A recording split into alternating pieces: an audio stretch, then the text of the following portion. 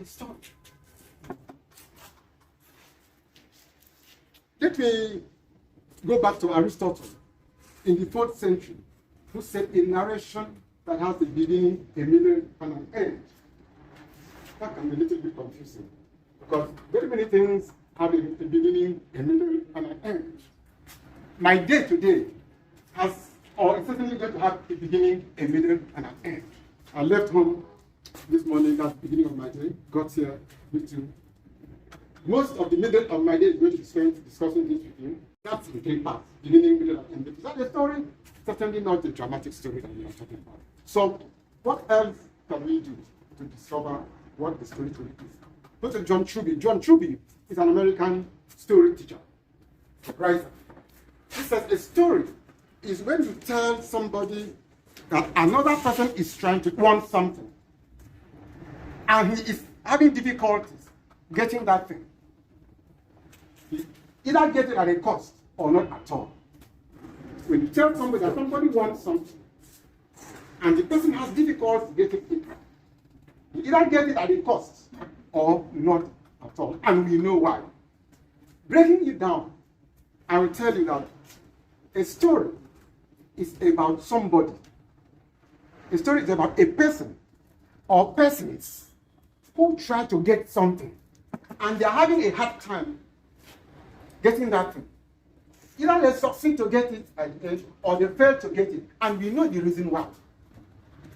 Take your mind back to the movies you have watched, to good stories you have seen. It's always about somebody or persons, one person or 2 or 3 or more persons who want to do something. Perhaps they want to get a woman, or they want to get from one place to the other, or they want to buy something, or they want to get rid of something. Something is hurting them, something is giving them pain. They want to get rid of that thing. They have to cure a sickness, or to break away from a bad marriage. And it is not easy for them. You have to struggle with a bad marriage. You have to deal with the in-laws who don't want you to go, or your pastor or the church who don't want you to break away. But you struggle against it. Either you succeed to get rid of that thing and break away, or you fail. And we know why it is so. Another example.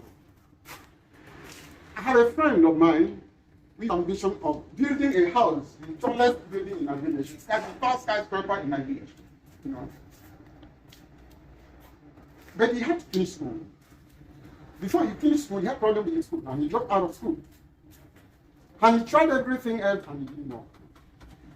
So, sometime, I think 2 years ago when we met, I joked with him and totally asked him, "Hey, how about that your skyscraper?" I said, "Get out my phone. If I don't die, I'll be busy."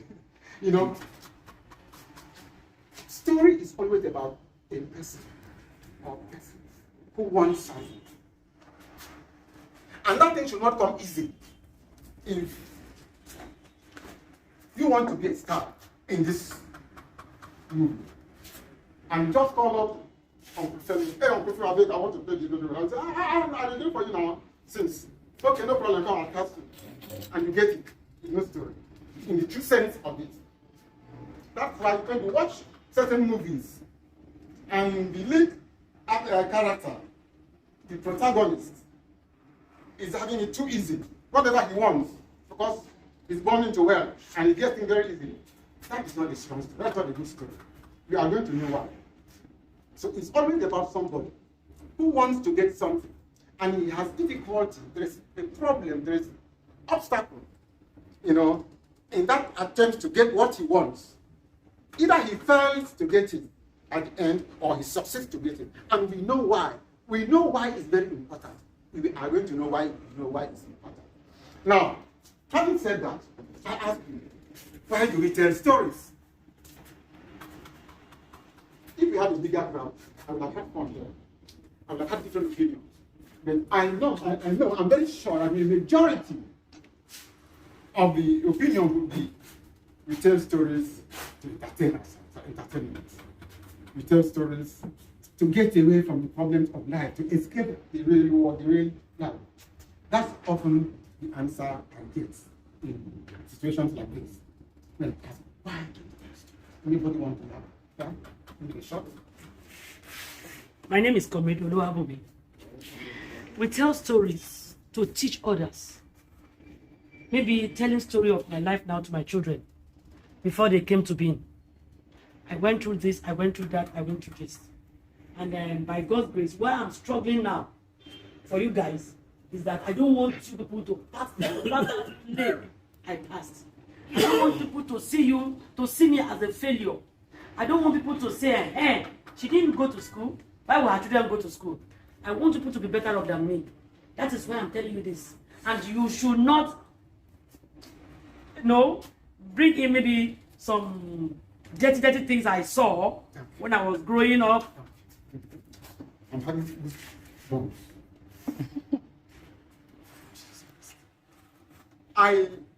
3 weeks ago, I told him I was at Lagos Business School. This simple question, we had a very long argument. You know, it's when Dr. go school. We had a long argument about the different opinions. Yeah. This is one of the rare occasions. The very first speaker tells me why we tell stories. I make reference to the spiritual teachers earlier on. That was the reason we tell stories. Now, we tell stories to show people how to live their lives. But every story is to tell people the right way to live. Our lives are very complicated. We are very complicated people as human beings. Even your own life, if you are up to 20 years, trying to piece together the story of your life, so many things will come together. So drama distills all those extraneous things, all those things, and brings out the essence. All those other nyama, drama cuts it out and brings out the important moments and goes up and says, see how this person lives his life. Is it worthy of emulation or not? If it's worthy of emulation, go that way. If it's not, if you think it is not, please take a better path. That is why we tell stories. Now, how about the entertainment? How about the fun? It is a big part of it. It's a big part of it, and this is why. Nobody wants to be preached to. Nobody enjoys being preached to. That's why sometimes we avoid church, apart from other ideas you have about religion. Nobody wants to sit down for very long hours and be preached to. Nobody, because we don't like to be told what to do and how to live our lives. So for the ancients who invented storytelling, had to sugarcoat it with entertainment, with fun. If you in the church, I would say praise the Lord at this point. They sugarcoated it with fun, with suspense, to hold the interest bonfire, at the end of the day after dinner. So that you will retain your interest. So that you will not find it boring. So you find that Daddy is teaching us again, this man is always teaching us. So it has to be put anywhere that people will swallow it happily, joyfully, and look forward to it. Fantastic stories of Jesus Christ. When I sit down and I read the Bible for the parables, beautiful stories. He knew why he did that. He didn't want to bore his audience. And it was easier, sharper, to get to plant, the message in people's brain that way. So we tell stories to show the right way to live. That is why we tell stories.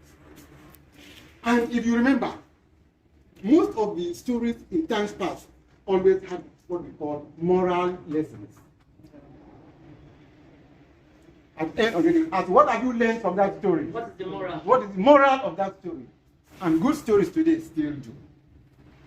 Good stories still do. But because a lot of people who try this out do not understand where all this came from. That this is the continuation of what was done way back then in the caves and in the huts.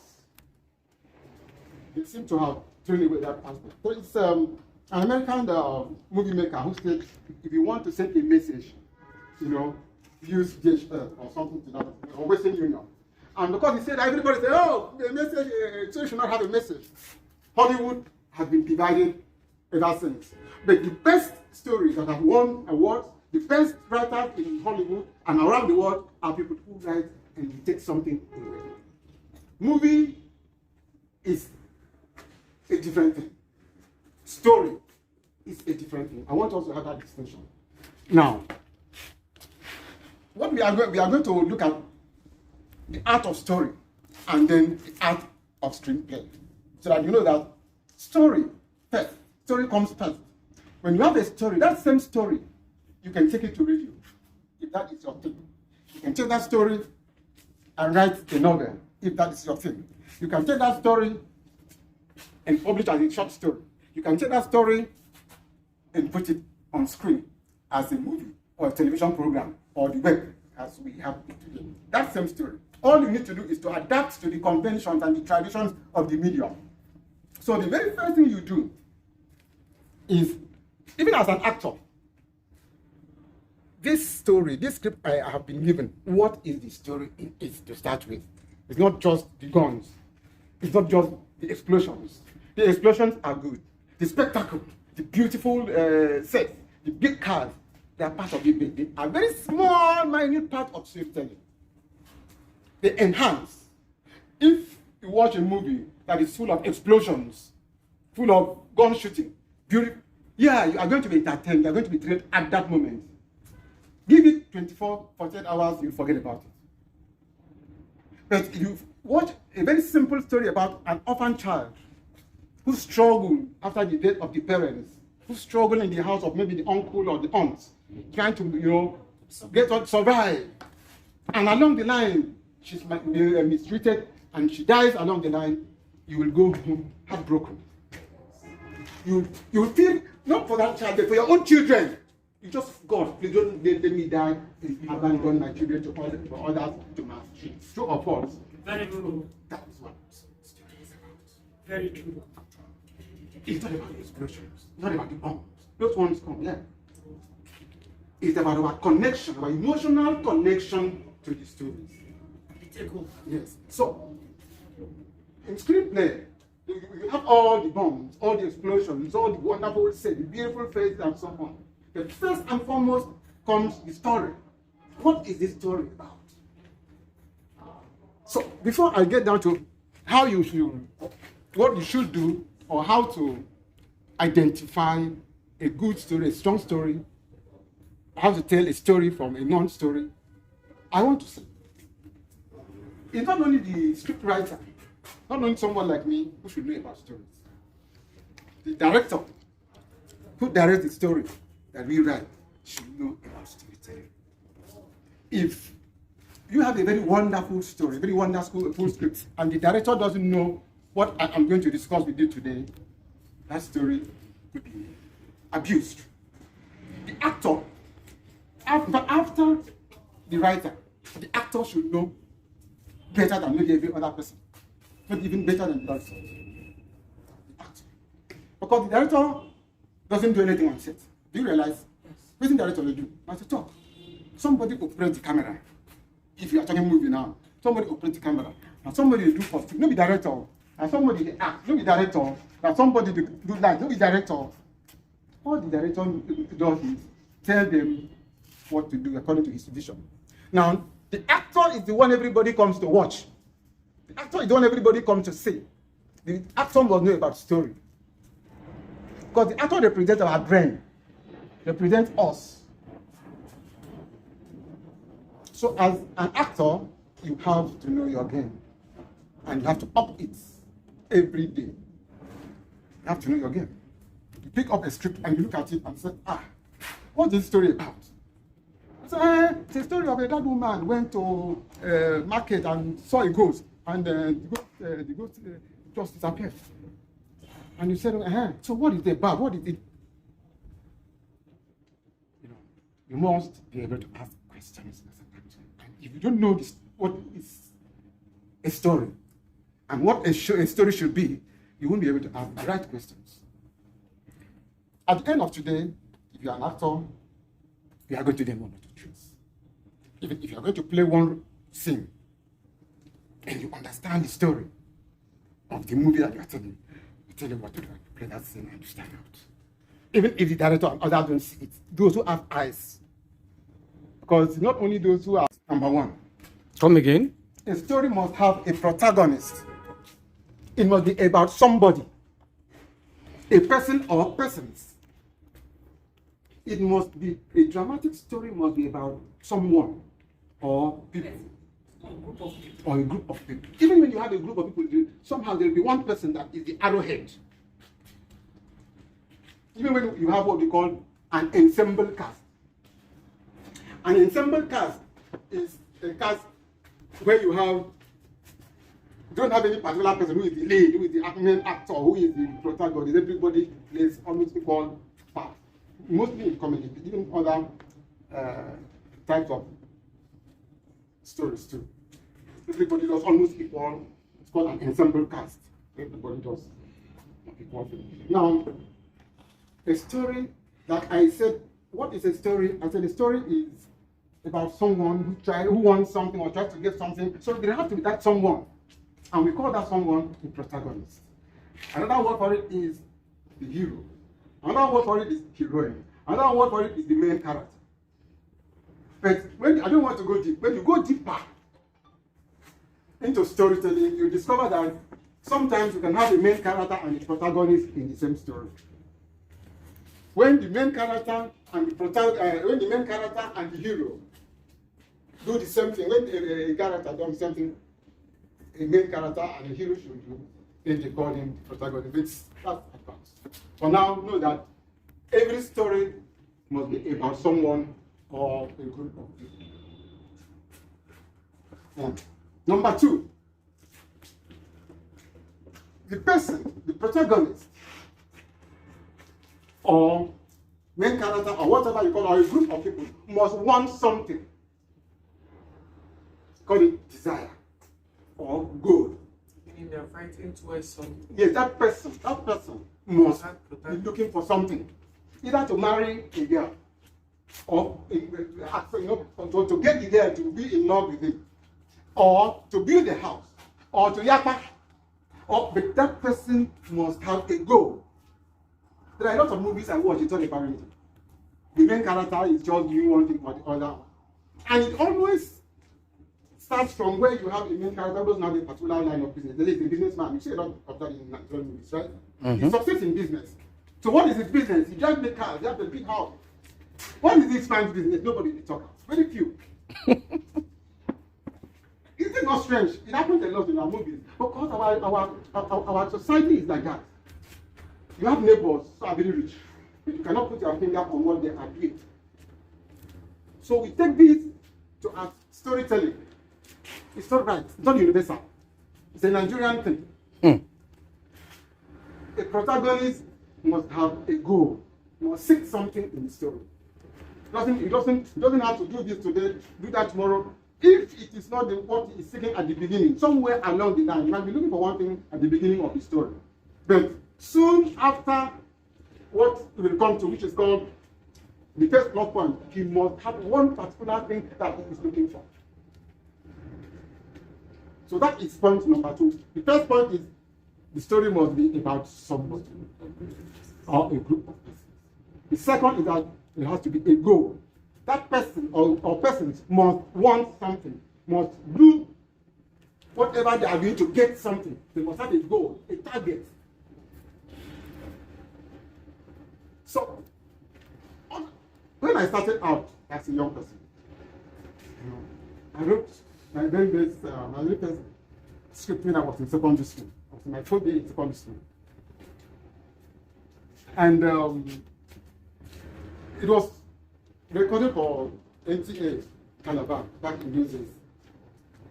So when I spoke to my drama society supervisor, the teacher in charge, who was the lecturer, he used to come to supervise. He taught us English on part-time. I used to supervise our drama society in secondary school. So I took the script to him. And he asked me, what does this person want? I said, no, the father died and left money for them, and the brother wants to take everything. I said, because is it the money he wants? I said, it's the brother who wants. He said, no. Does he want the money? What does he want? He wants to go to school? I said, the brother, it's not the student. I said, what does this mean? He has to work. He must. There must be something he's looking for. Either he needs the money that the father left for himself, or he wants the brother to use that money to send him to school. There must be something he's pursuing. And you were studying Macbeth, and he told me, Macbeth wants the throne. So what does your character want? Macbeth wants the crown. I said, okay.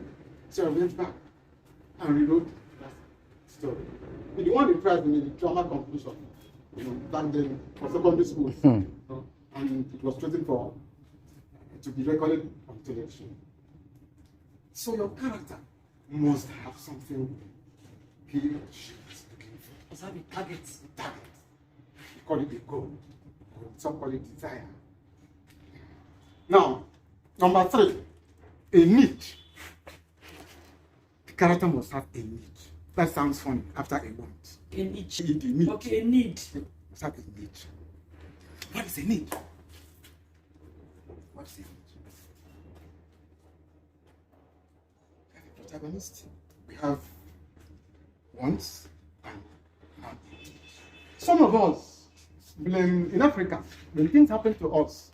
We go to see our pastors or Babalawo, we blame our ill fortunes on our neighbors. Or our somebody parents. from the village. Some from the village people. The village will never forget. A white man goes to see a therapist, a psychiatrist, or a psychologist. Right? You're aware of that. Yes. And they ask him questions. Then the person on the couch investigate his past. Sometimes they go back to when that person was 6 years old, 4 years old, when he was a child, when he was in secondary school, something was happened along the way. What kind of family do you grow up in? I tell you this, some of us are having difficulties in our marriages, not because of anybody, any village person, but because of the family we were born into. What we saw when we were children, how our parents related, in our original family. Something, a trauma that must have happened.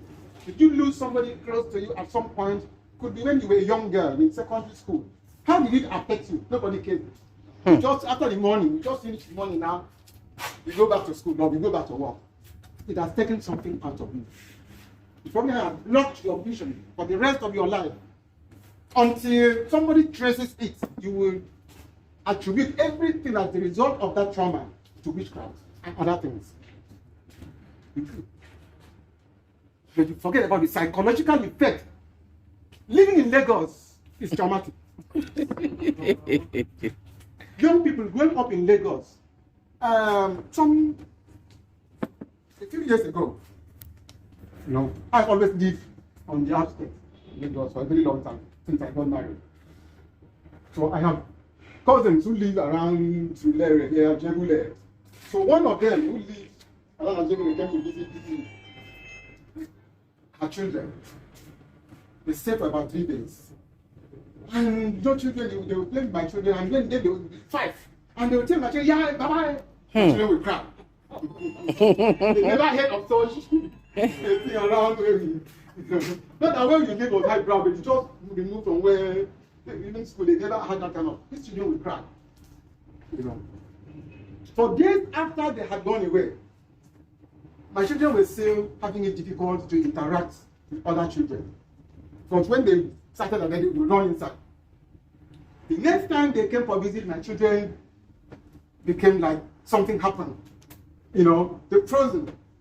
Frozen up. They could not relate, could not interact with them. So I knew what was happening. I called the mother, I called my wife, and we sat them down and then talked to the children. And after I was talking to the children, because they were shocked.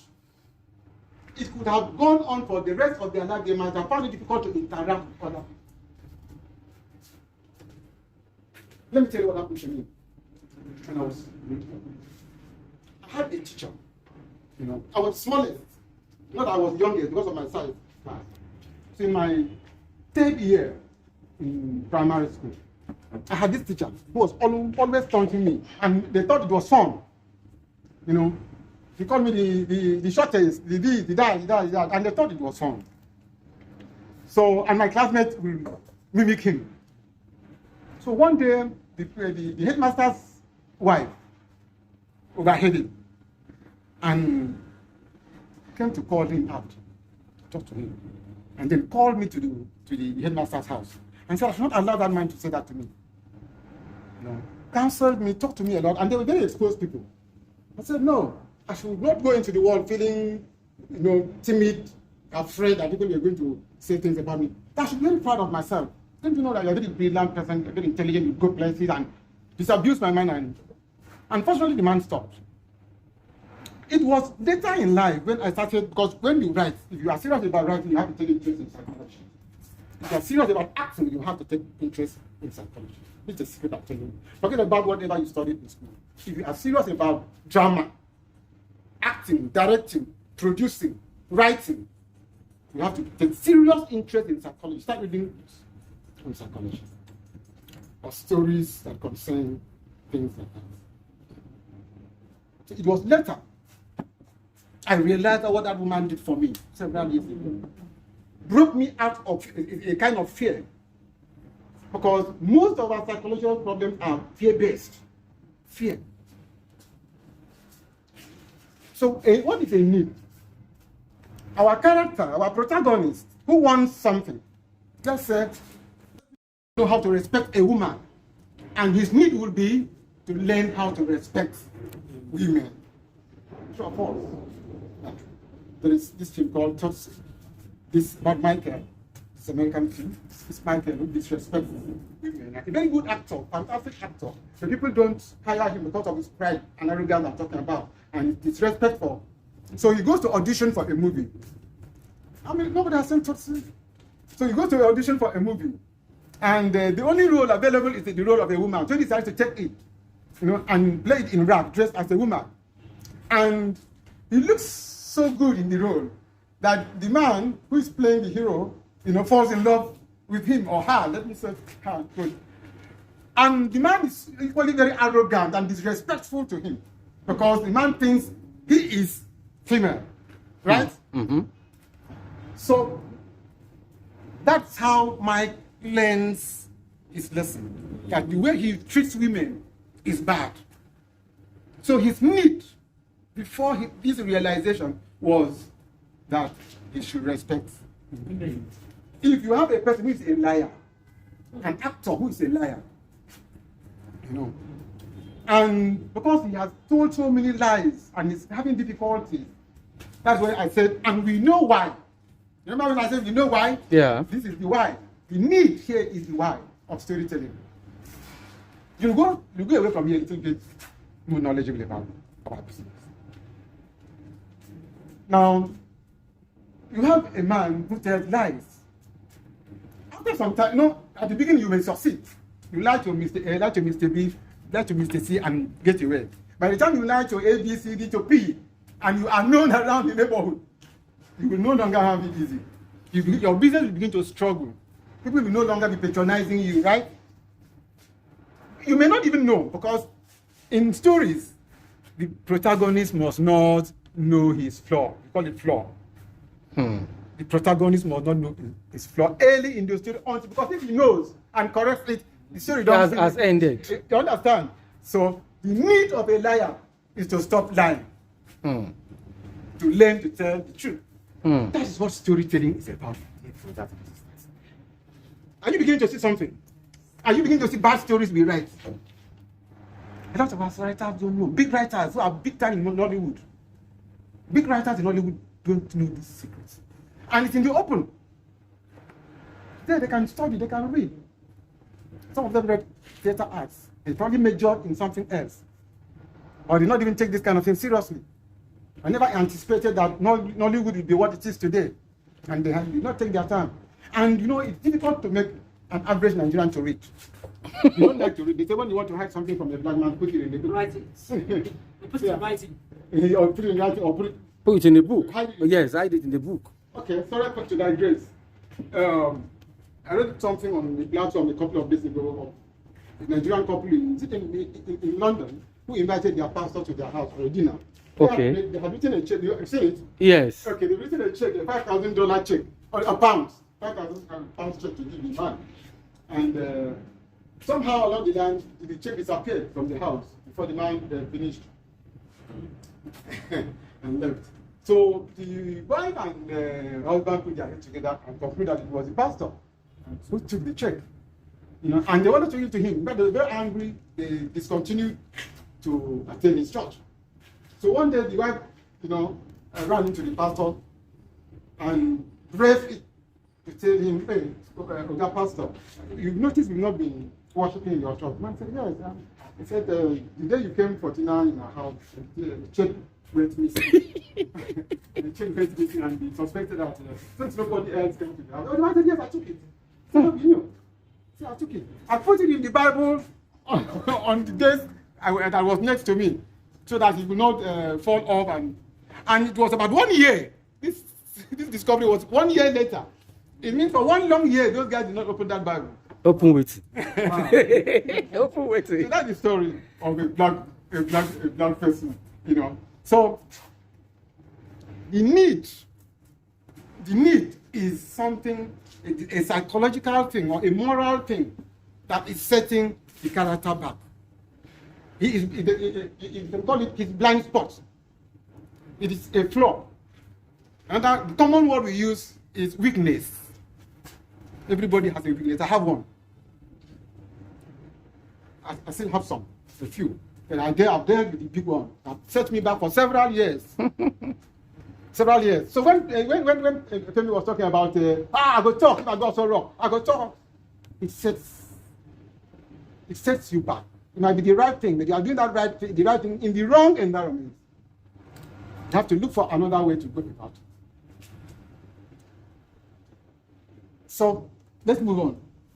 If it were a much longer event, what we are doing here is what we should be doing for say a period of 2 years.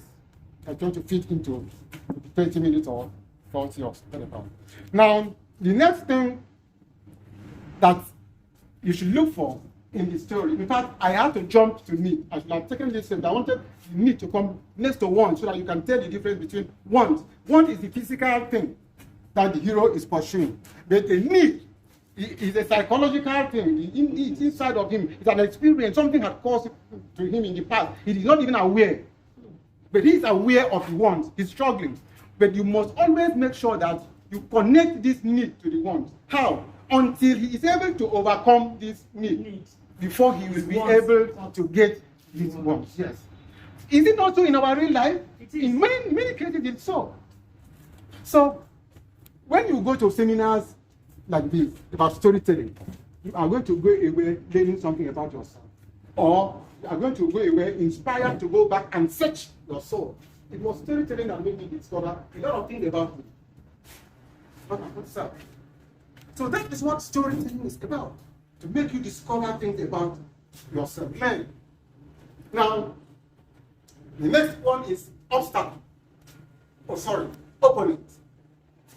I said earlier on that a story is somebody who wants something and is having difficulty struggle. Something was obstruct the path of the hero. We call the person the opponent, we call the person the antagonist. Depending if it's a very evil force, we call it the villain. They may seem the same thing, they may mean the same thing. You know, in the ordinary world. But in the world of story, a villain is a more bitter, vicious person than an ordinary opponent or antagonist. It's an evil force, you know, or a representation of that evil force, a personification of that evil force. Okay? So there has to be an opponent. But that opponent does not always have to be a person, as we will learn. That opponent, it depends on the kind of story. That opponent doesn't always have to be a person. It could be a force, or it could be embodied in different persons. Okay? It could be in different persons. And there has to be something or someone who tries to stop the hero. Something who has to either, okay, we'll come to that. The very next point we are going to look at. So, you have a protagonist, you have his want, you have his need, and you have an opponent or an antagonist or a villain or a rival, a force, like negative and positive. Now, that is the nature of the world. The opponent is not good. The protagonist is not good. The opponent is not bad. I don't know whether that you understand. Repeat it again. The protagonist or hero is not good. The opponent or the antagonist is not bad. It is just a force. It is just that. Okay. Even if I want to say the next example, I want to say God and Satan. But in your average understanding of God and Satan, you think Satan is a bad person and God is a good person. It's not. They all belong together. And God says in the Bible, and I sent my evil spirit, my lying spirit, it comes from the same source. It serves a purpose. This side, if you look at a human being, to tell you how deep study runs, if you look at a human being, if you run a line, if you draw a line, take a chalk and draw a line from forehead of a man, from what they call this devil's peak, draw a line, straight line down to the ground. You are going to split the human being in two halves, left and right, right? Mm-hmm. What you have in one half, nearly everything, maybe not totally everything, 100, what you have in one half is always there in the other half. Yes. This side will have it, an eye, Yes. a nostril, a nostril. Yes, yes. Even your lips, if you look at people's lips, there's a split in the middle. Absolutely. This world we live in is like that. The force of negative and positive. Let me not say good and bad because we have different ideas. Force of positive and negative. These two must always work together. Without negative, the positive cannot give you electricity. Mm. Without death, you will not value life. Without darkness, no light will shine. Without Satan, there will be no God. They all come from the same source. God did not make your right hand to be fighting against your left, or make your left. No. It is the polarity. It is the world, the physical world we live in, the world of polarity. Without a woman, no man can bring forth a child. That's why a lot of people are against homosexuality. Because it runs against grace, the very purpose of creation. Look at that, day and night. Day breaks. Imagine when you are going to live for 6 months, 1 year, like in some place without daylight, all nights, all darkness, all day, no night. Ask people who live in polar region sometimes that they go for many months without darkness. It's terrible. So that's the way God created this physical universe. The spiritual universe may be no gender. But the physical, if you try to separate it, the day you ban and kill Satan is the end of the world. But you will not succeed. You can never work. But God has that force for a purpose. Even in the book of Job, when the children of God gathered, who was there? Satan. He came to sit amongst them. Yes. And that should define for you his role. You don't go tempt this person. You don't. In Hebrew, like we are talking in Hebrew, in the ancient Hebrew and Aramaic, Satan was not one person or one deity, one entity. And it was adversary. Anything that was an adversary, product adversity was Satan. Without a cow, a donkey, or anything that was an adversity. Satan was an adversary. Anything obstruction, barrier. That's what it means. It was the translation in Greek that make it a personified it. It was God that made Saul mad. Why? Because he refused to go and kill certain persons he asked him to do. So God sent spirits Of madness. So it comes from the same source. It comes from the same source. It has a purpose. Drama depicts. There's something in our, I think the smallest particle in our body is, after atom is what? Isotopy. No? No. Electrons. Neutrons. Electrons, neutrons. Now, one end is always positive. Mm-hmm. You notice plus. Yes. The other one is minus. Mm-hmm. It's not only our physical body that I had to split into for you later on. Even down to the cells and atoms. It is one end is positive, one end is negative. Life is like that. Life is like that. So there has to be a balance. The opponent, that's why I said the opponent is not a bad person. He has his own story. There is a reason he is the way he is. He has his own story. In his own eye. In his own eye, what he's doing is he's the hero in his own eye. It's like your enemy. You say, this is my stupid enemy. God will kill this man. Your enemy on his own part is saying or wishing you the same thing, seeing you as his own enemy. So the opponent, or the antagonist, or the villain is not bad. He is playing a function, a role, wearing a mask. The protagonist is not good. He is playing a role, wearing a mask. That's what we do. Now, conflict is the next point. How it tells. This is very important. If you check out every other thing and you check out conflict, or you leave conflict in the story, people will still manage it. But without conflict, conflict goes with the opponent or the antagonist. The force that tries to stop the protagonist provides or produces conflict. The stronger your conflict, the stronger your story, the more people will like your story. In early Nollywood stories, that used to be a problem. You see, the protagonists in those days, most of them were passive. They were not active. You know, bad things was always happening to them. Rarely would they go out to attack the bad thing and try to take over and try to do something, pursue a goal and clash with.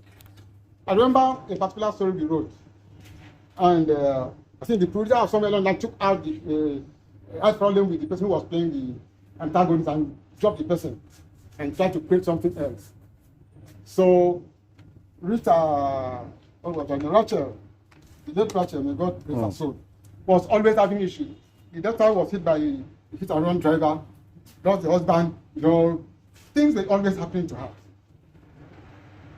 Well, people were crying, oh, poor woman, poor woman. To you, to the ordinary person in the street, to my wife, watching that movie, oh, poor woman, it's a good story. But to me, a professional, it's a bad story. She's passive. She's inactive. Drama, the meaning of drama is action. Drama means action. So the protagonist, the lead character, must take action. When we are talking screenplay, I will touch on this. Very important.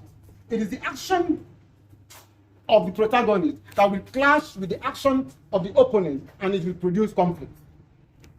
Let the protagonist not be stronger than the antagonist. As a matter of fact, it is better if the antagonist is stronger than the protagonist. But if the protagonist is not as strong as the antagonist, give the protagonist a backer, a supporter, somebody who is equally strong, so that the forces will match, and people will be like, let's wait and see who is going to come out top. But if you put me, Ernest Enobong, in the ring to fight Anthony, what's his name now? Anthony Joshua. Everybody know who will buy the ticket. Everybody knows it's not a Go beat you, shaky. You understand? You have chosen an unmatched opponent for Anthony Joshua. That is what we do in drama a lot of times. So if your protagonist is, we say, is a small boy, but he has to play this role. Maybe by inheritance, the crown is supposed to be his own. And his uncle is a big man, a big timer, a big chief, wants this crown. You must give this small boy some strong backers so that the forces will match.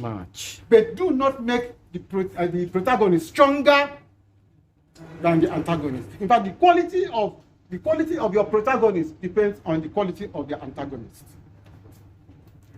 So a lot of times when I write scripts, I do a lot of work on my antagonist. But before I even start to work on if you read my script, you see it. You know, you see my antagonist is on fire. If you beat my antagonist, you don't try. You know, so it makes the story interesting. People want to see what comes, whether this negative force will overcome the positive force or the force of light or the good. So that is conflict. But there are different kinds of conflict. Like I said, the antagonist or the opponent, whatever you want to call it, should not always be a person. So there are different kinds of conflict. There is man against man. Man versus where you have one person having issues with another person and the struggle for something. There is man against society, where you have a person, you know, like when things fall apart, where Okonkwo, you know, was up against his society, his community. You know, he spoke differently. We were talking about Ganifewe Yimi and the rest, you know, and even in our political society environment today, you see the voices of good are fewer than the voices of bad, negative. So that is man or a few men against their society, or something like that. So the conflict does not always have to be one-on-one. Conflict be one against the majority. Now, the other one is a new addition man against machines, like in Terminator, is it not Terminator 2? Okay. You know, so man against machines has come into the Picture. picture. But one very important one that no matter which configuration, no matter what dynamics you have, it should feature is man against himself. Do you have any idea what that is? Man against himself. Yes. It's very important. If you have ever played a role and there is no aspect of that in that role, it's either the script is bad or you did not notice it. Another name for it is internal conflicts. Internal crisis. The trouble. But before I go deep into it, sometimes it depends on what you write. Television, which we are going to talk about, screen, television and movies, because it is a visual medium, picture, something that you have to see, started dealing very much with external conflict, man against man, or man against society. Then, in fact, there is man against nature. Yes. There's man against nature, against the wind, volcano, you know, the sea. you know, His ship capsizes. yeah. He wants to survive. Iceberg, like what happened to the Titanic was man against Nature. You seen the Titanic? Yeah, that Is was the man- Titanic, yes. Yeah, that was man against nature. You know. So, but this is very important. Man against himself. For the protagonist, for the antagonist, for even the worker pass. If you are going to say a word on set, you have what is called internal conflicts. The layman language sometimes is called double-mindedness. You are torn between two things. You are confused. Man, the world has been in a permanent state of confusion. Are we not? Mm-hmm. In all of us. It must be reflected in our students. I'll give you an instance. Give you an example. I told you about my friend Charles who wanted to be the tallest skyscraper. Maybe sometimes, or oftentimes in his life, he would sit down and remember what he did to his brother. And he would wish he had never done that. He would wish he had gone to beg his brother. So what will happen to him when he tells his children, my brother did not do anything for me. Nobody did anything for me in life. Somewhere inside, his conscience, that's what we call it sometimes, will tell him, Baba, Baba. you are the cause, you are the one. A man saw his friends send their children to private schools. His business just started. He was trying to grow his business. But all his friends around him were sending their children to expensive private schools. And you know how we Nigerians are. You know, you want to belong, you want to sing as victory, you have arrived, you are not around here to count victories. So he said to the wife, hey, you know, my daughter is going to private university after she comes. You know, I said, which money? He said, what do you think I'm doing? Am I not in business like other people? But I said, you just started this business. So he said, forget, God is going to bless us. And he sent the child to one of the most expensive private universities. After a short while, things started, going south for him and the family. And his only option, all financial advisors are telling him, look, cut down on your expenses. Okay, your child is in school, why not book your child to school? But the shame, the embarrassment, not even about the outsiders, the wife. How is he going to bring up the topic? What would be his reason? Only up that he has failed? That is eternal. It is in every good story. How do you know? Though you really see it in Nigerian movies, but you see it in a lot of. When the protagonist goes out there and engage in fighting, boxing, argument, blah blah blah blah blah.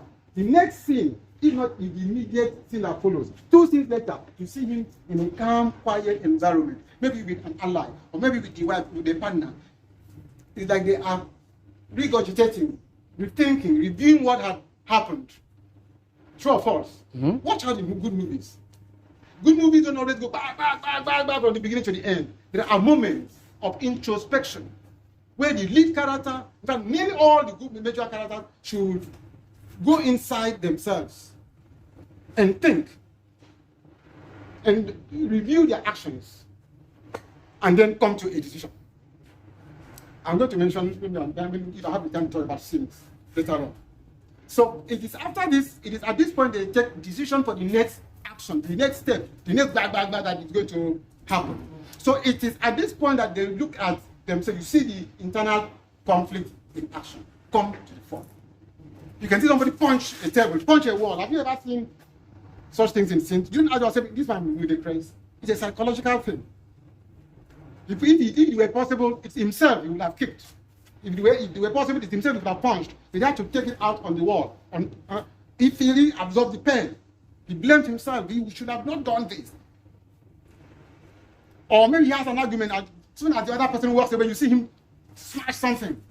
It is the internal, it's the guilt, it's the internal thing that's bothering. It's very important because that's what makes us. So, a character is made up of the external, the physical. The character at all, is it blue? It helps the director in casting. Oh, is a blue person going to play this? A white person, a green person, that's physical, tall, short. Then we call it the physiological aspect of the character. The next thing about a character is called sociological. That is the character in society. Is he educated? What kind of family did he grow up in? Middle class, upper class? What school did he go to? What did he study? What does he do? What is his job? Blah, blah, blah. You must know this about the character. Not only as a director, but as an actor. Ask your director, please. This is not clear to me. What economic class is this character? Which kind level going down? You know, what is his societal value? Sorry to interrupt. Yeah. You mentioned his social. Yes, sociological. The sociological aspect of the character. Yeah. And you were referring to that as the second aspect about Characterization. What was the first one you were referring to? Physical. Okay. Yeah, looks. Is this person tall? Is he fat? Yes. What kind of person? Okay, to fit the image. Yeah. of- So that's what. Yeah. So the second one is sociological. The third one is psychological. Where is this character coming from? How does he think? What kind of childhood? What kind of family? Did he have to live with humiliation, embarrassment? Was he pampered? Why does he behave the way he behaves? Yeah, did he grow up in the streets? If this character is violent, what makes him violent? So it is in his psychological makeup. It is something that happened somewhere that turned prompts. In drama, they call it cause and effect. Everything is motivated, has a reason. Don't just say this man is mad. Why?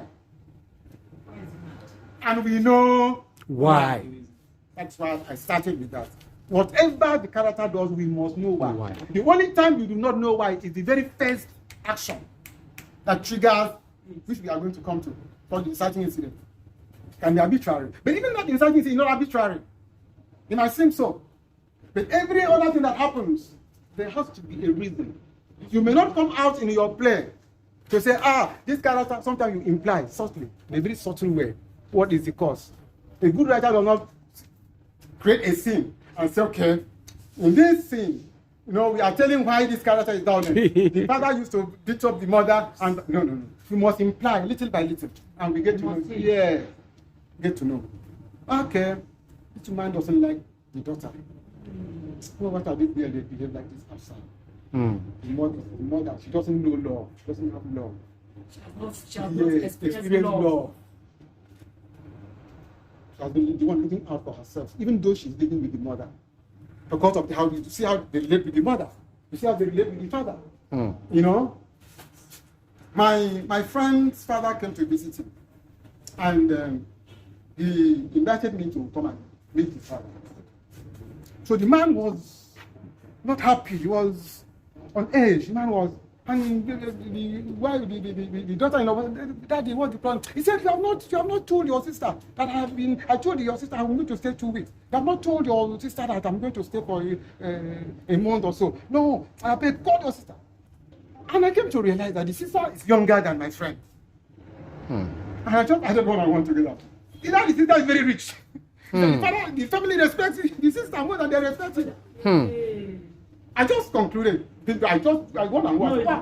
Yeah. So later on, it turned out I was right. The sister called the shot in the family. tells the father and the mother what to do, tells my friend what to do, Because of, or yeah, because yes, she's married to one of the richest men in their community. Uh-huh. You understand? So it's the behavior. Our psychology, you can't hide. You don't pretend you don't hide smoke, you don't cover smoke, right? You cannot hide it. Not to somebody who has eyes. Not be witchcraft. Yes, that's why I said you must know a little bit about psychology. By the time you say 2, 3 things to a smart person, the person knows where you're coming from, where you're going. Knows probably where you were born, or the kind of environment. But not having 100% right. It shows in our. It must show in our stories, because that's how we will learn. So, now this environment, now this society, now this trauma, now this thing happened to this. No. So what? Do you know what we as parents and our own parents have caused us in this life? Certain words, certain abuses. Olodo. Some people actually olodo. You don't tell the child. No, If you don't not tell that my the child. mom beats me very well, I will not read. I'm not talking about the spiritual implication. I'm actually talking about the psychological. The psychological. Sometimes that child begins to believe it. Yes. Just like mathematics, they say it's difficult. Yeah. Even a whole They have left our even level. a whole tribe. Come back to our Let level. me translate. Some parents, especially women, will say, should be you be good to breast. There's a knockout first before the song. Before Hey. we'll talk about. So Hey. that is so that's when you hear somebody says my demons. He's not talking about demons. Yes, Those it's things that they problems. believe, those things that Yes. they have gathered. I just told you what happened. cultivated. Yes. I just told you how one teacher almost planted that in me. But thank God for that. Yes. So my headmaster, that's why lectured me and told me, no, don't act in this life. Don't ever act loud. Don't ever face more. So the day I went for interview at Triumph newspapers, incidentally, Gary Bashe was editor at Triumph. I walked into the place. At the end of the interview, they asked me, do you have any questions? I said, can you give me a cup of coffee? Everybody sat down and laughed. He said, no other personal applicant. They asked for coffee. They were drinking. Are you serious? You just That's what say, gave me the job. now work you can't do, everyone can drink coffee. That's what gave me the At job. least, even if they don't give you the job. You can drink your coffee. It takes a nerve. I was the MD then just told me, you just got this job. You are bold. So it's just like my kind of job. I'm an advocate. Whenever there's a tough place, they'll say, Comrade Oluwabumi, we are going there together. And by His grace, when I go there, you see, presentation matters a lot. It's not by harshness. No. It's your words, the way you table it, the one you put first, the one you put second, and the way you finalize Exactly. And the context, the environment. When we went to the chairman Lagos State Task Force, we're talking. So the PRO said, we don't. If our guy finished talking, we don't talk again. I said no. How do I learn? I came here to learn, so I must ask questions. And he obliged and answered my questions. Wonderful. You are bold. You are bold. You will make me pot of soup. Sir, I have a question. Okay, you're welcome. When earlier you talked about skit making, is skit making doesn't require story or what we just did? You mean a skit? Yes. Okay. Like some actors will tell you what's the storyline. Something there is script for it. A 1 second story is story. A 1 second story is what? It's a story. It has to have a beginning, a middle, and an end. And the beginning, there has to something makes it a beginning. The middle, something makes it a middle. The end, something makes it the end. And the meaningful part of it. Yes, I am. If we get into screenplay part, I'm going to mention. Sorry, sir. I think to illustrate what you are saying, let me present you with something. If you explain it to us, I think the understanding will be much clearer. You know the shortest story ever written? Jesus wept. No. Okay. it's popular. If you check it on Google, you find. I've forgotten who wrote it, but it was actually an advert. Just do it. For sale, baby Baby shoes, shoes, never never won. won. 6 words. Ernest Hemingway. Thank you. Ah, that writer. Ernest Hemingway. For sale, For sale. baby shoes, Yes, never won. Yes. That's the psychology is super. That guy is a monster. Psychological connection is Ah, now. Baby shoes is the subject. Okay, you never come to that. Baby shoes introduces What he has. What it's about. what is all about? That's the physical. Yeah. You know. For For sale. sale, in advertising, you know, it is called call to action. Call to action, correct. Yeah. For sale. Yes. Yes. for This sale. is what I'm acting Yeah. on. Yeah. Call to action. So come and buy. Yes, come. Never one appeals to your psychology. You begin to think, did the baby die? What happened? They never had a child. You think many things on that. Yes, they never had a child. And how did they happen? How did they happen to having shoes, baby shoes? So Either, it quickens your yes, imagination. either they were expecting a child and which they never had, or they had They one wanted a child, and it never was. that never lived. It's very emotional. That is one thing. Thank you for telling this story. I wanted to come to. I was reserving it for later. Your story must have emotional connection. Emotional. That is what. But that's why I told you about an orphan child, you know, who struggled and maybe that.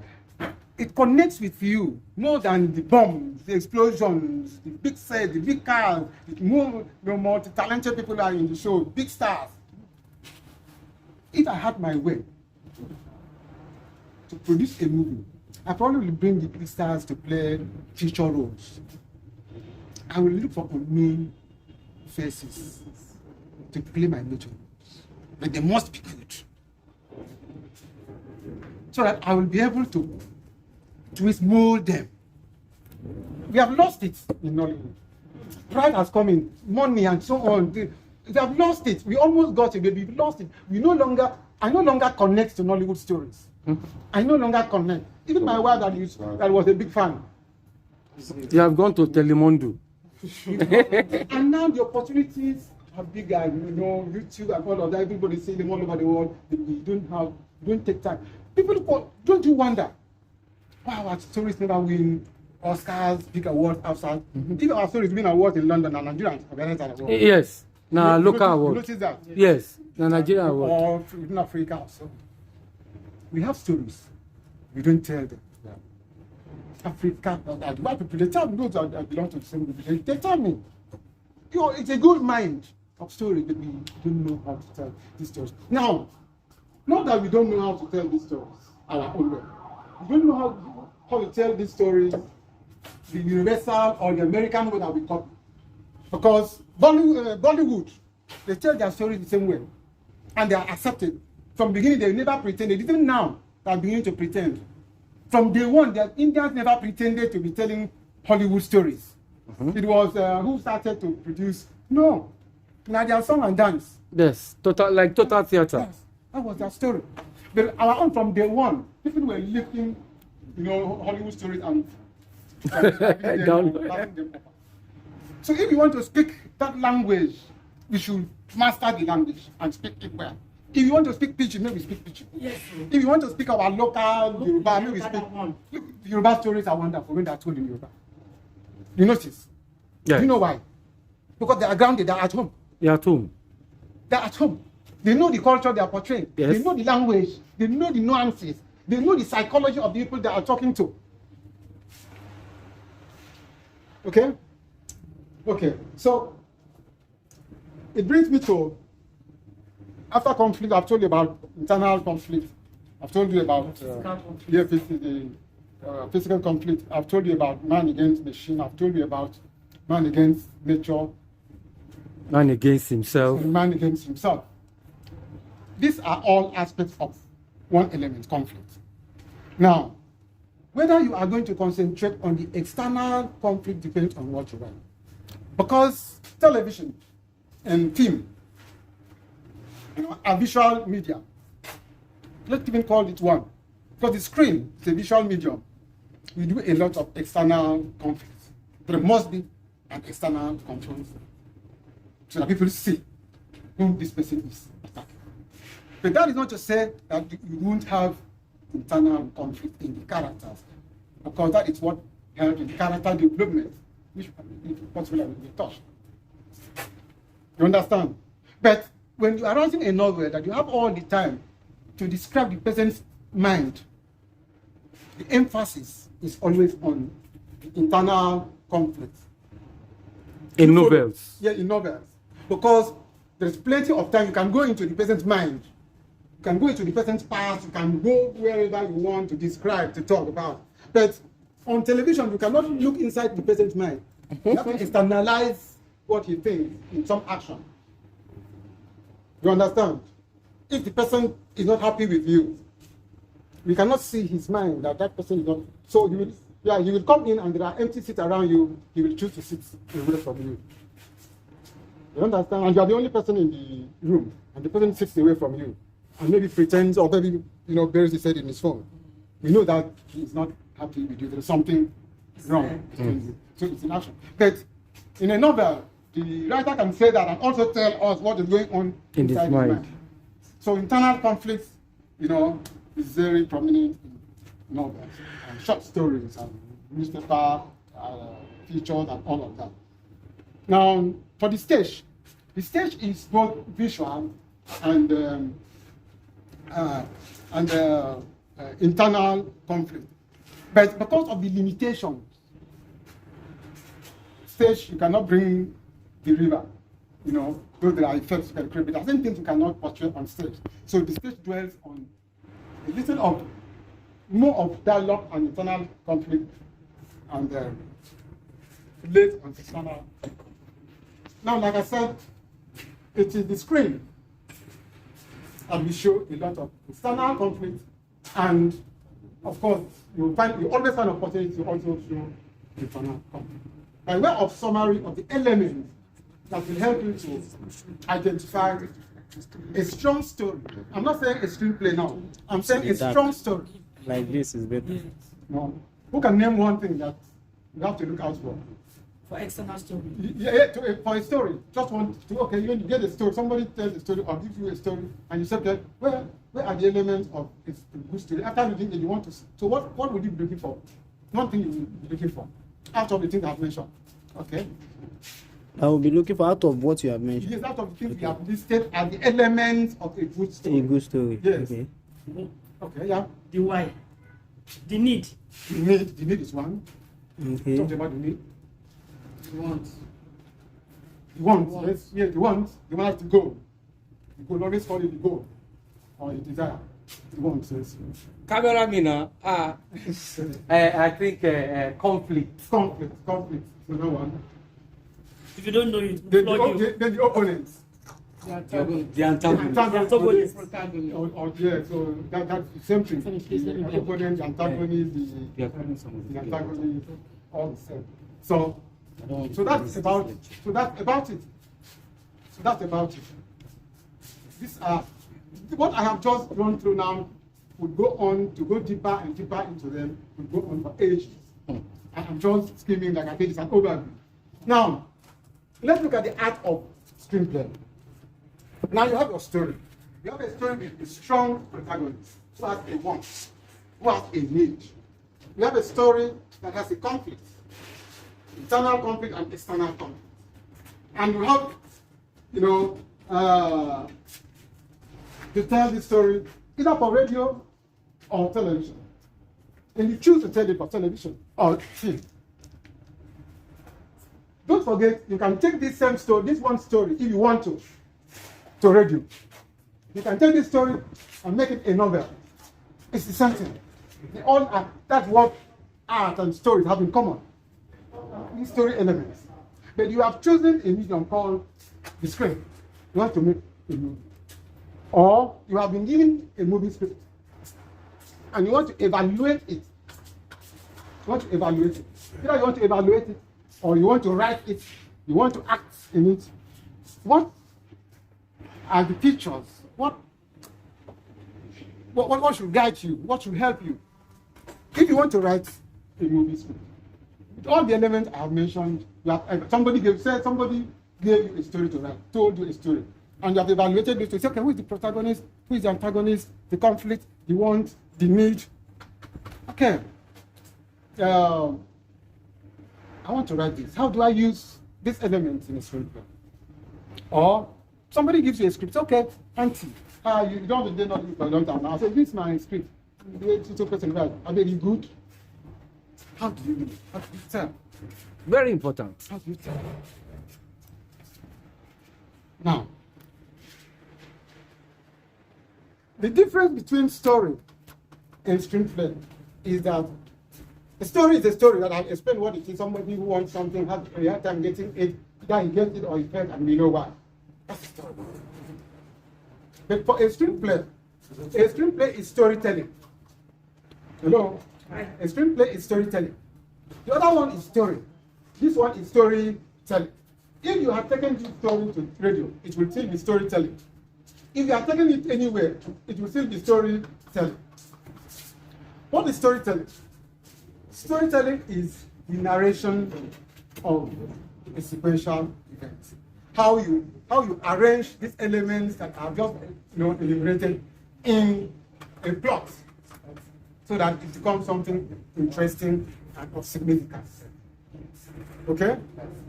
Now, in the screenplay, one thing that is very important is what is called structure.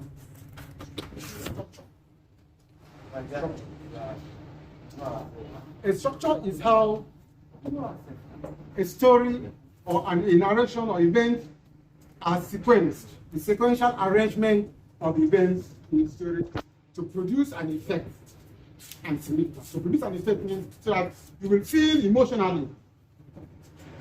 In fact, one of the reasons that was given why people go to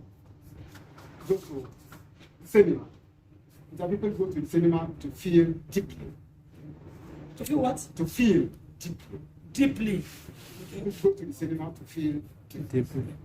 I said something earlier when we discussed about entertainment and story. According to Bob, there's a man called Bob. He says story is equipment for living, equipment for life. Story, which is what you said, story is equipment for life. It's equipment for life. It's teaching. Yes, something that shows us how to live Our life. Now, some say it is for entertainment. And I told you, yes, entertainment comes in, but that is not the main purpose. Now, if somebody says people go to the cinema to feel deeply, where does that belong? Does it confirm what we said or counter it? Yes, it confirms it. Because when you go to the cinema, you see it so bold. You see it so real. And you see, you feel it. Yeah. It is the meaning, the significance of that story that arouses emotions in you. Sometimes some actions make you feel as if it's not relating to your experience. Yes, sir. I was going to ask, there's something I was based on a video I saw. You know, there are on a number of these notable screenwriters, directors, and so on, who teach some of these things. Yes. There's one prominent fellow. He was sitting in his office and I was talking. And I cannot remember his name, but one of these prominent groups. Yes. And he said something. In Nigerian? No. Very many of them. Robert Mackey, John Truby. Okay. No, it wasn't Robert Mackey. Okay. I have one of his. Story. The other one, Dano. Okay. This man said that. Why I remember this when you were talking of why you go to the cinema.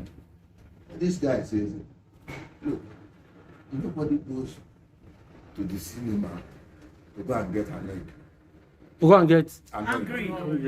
That people go to the cinema, yeah, they want to be entertained. But what I took away from what he was saying was like, okay, it's like after all said and done, at the end of the day, when the person is leaving the cinema, It should be happy. How does he feel Yes. when he is It's going? very important. So that made me begin to wonder that. So that means one has to bear in mind that there has to be a feel good The human. sensation Yes. at the end of it all. Yes, that the Regardless- majority of the people want. But Yes. it also depends on what the writer or the Intent. script wanted. There could be a movie you make, some especially like propaganda movies. You Yes. deliberately want to annoy people, arouse them to action. In Russia, I think it wasn't in Russia. Russia at some point, in the days of communism and all, they made movies to arouse the people to action. At one time, you could make movies to move your young people to go to war and fight at the battlefield. It depends on the purpose. If it comes to that, it's called theme. It's called what's that? Theme, or the controlling Theme. Theme. Yes, theme. So it The depends purpose. on Yeah. the purpose. It depends on what you want to say. So okay. So But in a lot of in a lot of instances, we want people to feel happy so that they can be in a good mood, so that they will learn. There'll be a takeover. And they will come back again so that the cinema can make money. What about this our second there's film? this Happenstance. Oh my God. It was a hit. there's this movie that at the end, and I think till tomorrow, that for me stands out as my own most notable film, that most unforgettable film. It's strangely recent. It's what's the name again? Just now, it's Acrimony, Tyler Perry. Yeah, I haven't seen it, but I'm very reviews. Yeah, yes, I see. By the end of the movie, you know, there are serious mixed feelings. Serious mixed feelings. It's called bitter sweet ending. It's Okay. called bitter sweet ending. At the end, it generated so much online for ages. It generated a lot of arguments online. Who was right, who was wrong, and you know. That's the kind of movie I want to make. Was it not? Do you understand? Now, if you write that movie and give it to one of these film houses in Nigeria, film 1, film 2, film 10, and all these ones, they reject it. They will reject it. Say, what are you The doing? readers, No action. they will reject it. What's wrong with you people? Somebody asked me to write her a movie, and I did, and she took it to one of them, and they made some observations that were not good. One thing I do is that I respect the client a lot. Yes. So I wrote it when the client said, "Oh, these are the observations." And though it was against, some of them were against what I would have loved to do, but I did it for her, and she did so well. And I did for her. Unlike Then- some of us. Then she took, Who cannot she took praise it the back way. to them. And this time it was a different person that evaluated it. And the person sent exactly the same note that the first person sent to me, which I used to adjust. And I said to her, it's like these people have a template. Any story that comes, they just give them that to our paper and we write to them. So these are things I changed. I said, can I have a meeting with them? He said, no, I don't know, let me find out. So she went to check. He said, no, that what they said, find out. I did a rewrite on it. So I said, I was not going to do a rewrite. So she gave me a number and I sent the text message. And I discovered she needed a lecture. You see, there are aspects of storytelling she doesn't know. Like, The reader. The okay, leader. Now, what is the danger? They do either one small course. Like what we are doing here, please don't stop here. Don't say, I'm saying here, read. I wanted to say that at the end. But let me say it now. Go and read and explore. Find out what I have told you. You know, there's a lot more to it than what I have just said to you now. Read. So maybe some people will just take a book, like maybe Marquis or John Truby, who has his own structure. And that's all they are familiar with. Every other story that comes in that does not conform to this structure that they know is bad story. It's bad story. but that is even if they even know the structure. The people who read, the people you are talking about, The readers. she submitted that. Yes, some know. I discovered she just knew one structure called the 3-act structure, Autant. which I knew, which is what I want to discuss with you now, which I knew when I just came into Screenplay writing. writing. I have moved on to dramatical, to Hey. story circle, and other ones that I find more convenient. And even this structure, 3 acts and all these ones that I mentioned, are not rules. They are principles. Rules means you must do Do this. this. Principle means this has been working over time. If you like, Yes, this has been working over time. You can try it. Yeah. if it helps your It works story. for you. That's principles. As far as any art is concerned, we have principles, not law. But before you choose what principle to follow, you must know the rules, or the guidelines rather. You Of must know the- the principles, and you break them, stand them on their head. A lecturer of mine used to say, I think I've mentioned this to you a couple of times. A lecturer of mine used to say back in school that if you go out to a bus stop and everybody stands on his feet upright with their hands in their pockets, and only one man stands on his head, he's the one everybody will notice first before they notice people standing on their legs. Maybe you don't smoke Igbo. Does that make any sense to you? Yes, nah. Yes, you must learn to break rules. The person was understand that. Yes, you will stand out one are different. Once you Yes, smoke he Igbo. warned us before you are different. If the police comes up to the man standing on his head, so why are you standing on your head? Let something incriminating not fall from his pocket to. Another matter don't start. So don't break the law. Stand on your head, nobody will worry you. Which means you have to know the law of the land before you stand on your On your head. Oh, yeah, they can accuse you of The witchcraft. land of story. You must know the pitfalls. You must know stepping stones. Once you know, oh yeah. I break rules sometimes. I mean, according to the demands Of the story. That story. If I follow any rule, any guideline, this story will not go. Will not get the effect, the emotional effect I want. I break the story. I break the The law. rule. I break the rule. Sometimes what I do is when it is convenient, I use that rule again. Yes. Or that guy somewhere so that you know that I know what I was doing here. So some people just get hold of the one book and they read and they live by it. Anything that doesn't conform. Is it on? Unfortunately, I'm not. But they are fundamental principles. Yes. A protagonist Yes. and antagonist. Conflict. That was. There's need. There's want, and all this. These are guiding. Middle at the end. Yes, these are guiding principles. But then, what if you decide to tell a story without a want? Give me what? There'll be a lot of confusion. There'll be a lot of problems. But if you have a reason